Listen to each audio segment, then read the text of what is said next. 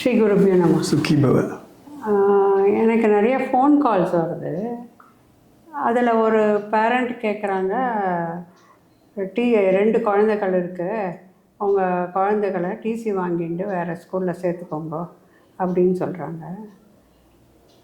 ஆனால் இந்த பேரண்ட்டுக்கு இஷ்டம் இல்லை அது டிசி வாங்கிறதுல. என்ன பண்ணலாம் இந்த சுச்சுவேஷனில்? Okay, so let me understand. 2 குழந்தைகள் ஒரு ஸ்கூலில் படிக்கிறாங்க. ஆமாம்.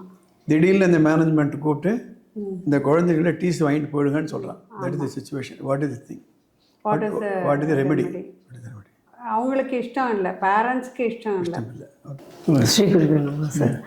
சார், எந்த மாதிரி சுச்சுவேஷனில் டிசி இஷ்யூ பண்ணலாம் கொஞ்சம் எக்ஸ்பிளைன் பண்ணுங்கள். ரொம்ப இம்பார்ட்டண்ட் கேள்வி. ஆக்சுவலி இது நான் பதில் வந்து I want to put it in the social media.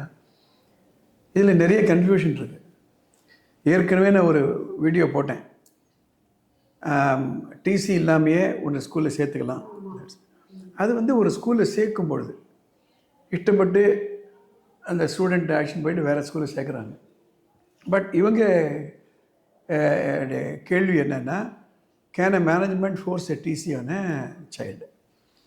Right to education act அப்படின்னு ஒன்று இருக்குது, கல்வி உரிமை சட்டம்னு ஒன்று இருக்குது. அதில் என்ன சொல்லுது அப்படின்னா, பேரண்ட்டே டிசி அப்ளை பண்ணால் தான் ஒரு மேனேஜ்மெண்ட்டு அந்த டிசியை கொடுக்கலாம். You can not expel the student by giving DC.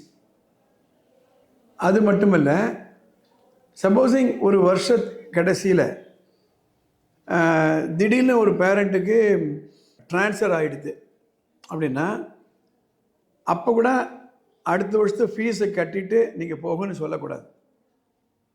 இன்னொரு முக்கியமான பாயிண்ட் என்னென்னா, ஒரு ஸ்டூடெண்ட் மிஸ்பிஹேவ் பண்ணார், இல்லை ஒரு பேரண்ட்டே மிஸ்பிஹேவ் பண்ணார், இல்லை ஏதோ சண்டை அந்த பேரண்ட்டுக்கும் அந்த ஸ்கூலுக்குள்ளே அப்படின்னா, அந்த சுச்சுவேஷனில் கூட you can not give TC to the children. அந்த பேரண்ட்டே ஒரு வேலிட் ரீசனுக்காக டிசி அப்ளை பண்ணாத பொழுது the management can not give TC. அதாவது என்ன மிஸ்டேக் பண்ணிக்கிறாங்கன்னா, ஒரு ஸ்கூலுன்றது that's a separate legal entity. நான் ஒரு கடை ஆரம்பிக்கிறேன், ஒரு டிபார்ட்மெண்டல் ஸ்டோர்ஸ் ஆரம்பிக்கிறேன், ஒரு ஜவுளி கடை ஆரம்பிக்கிறேன், இல்லை ஒரு நகை கடை வச்சுருக்கேன். அங்கே நீங்கள் போடலாம், ரைட் ஆஃப் அட்மிஷன் ரெஸ்ட்ரிக்டட்னு போடலாம். ஒரு கிளப் இருக்குது, ரைட் ஆஃப் அட்மிஷன் ரெஸ்ட்ரிக்டட் அப்படின்னு போடலாம். இந்த கிளப்பில் இவங்க தான் உள்ளே வரணும், இவங்களாம் உள்ளே வரக்கூடாது அப்படின்னு யூ கேன் ஹேவ். சென்னையில் நிறைய கிளப்ஸ் இருக்குது அது மாதிரி.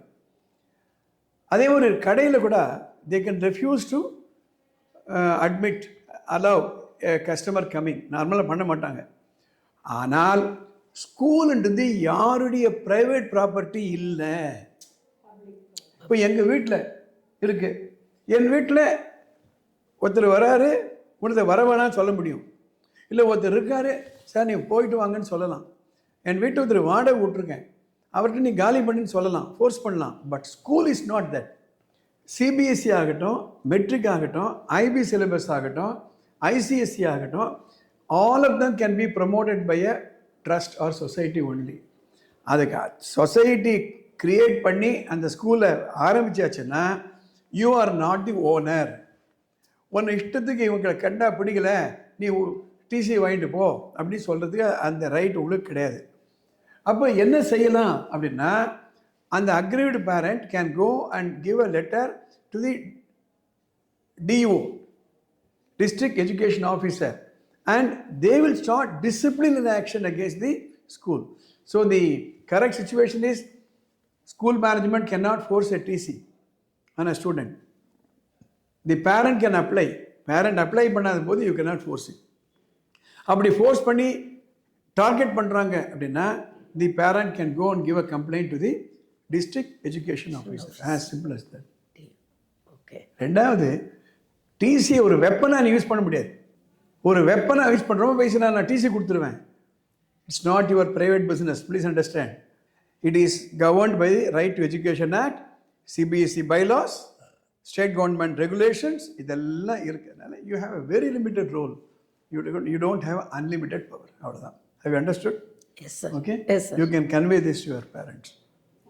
எஸ் இது போன்ற கேள்விகள் உங்களுக்கு ஏதாவது இருந்தாலும் பேரண்ட்ஸு மேலே ஒரு நம்பர் போகுது, அந்த நம்பருக்கு எஸ்எம்எஸ் பண்ணுங்கள், வாட்ஸ்அப் பண்ணுங்கள், ஃபோன் பண்ணாதீங்க. அது மாதிரி கேள்விகளுக்கு நாங்கள் சரியான ஒரு தீர்வுகளை கொடுக்க முடியும். All the very best.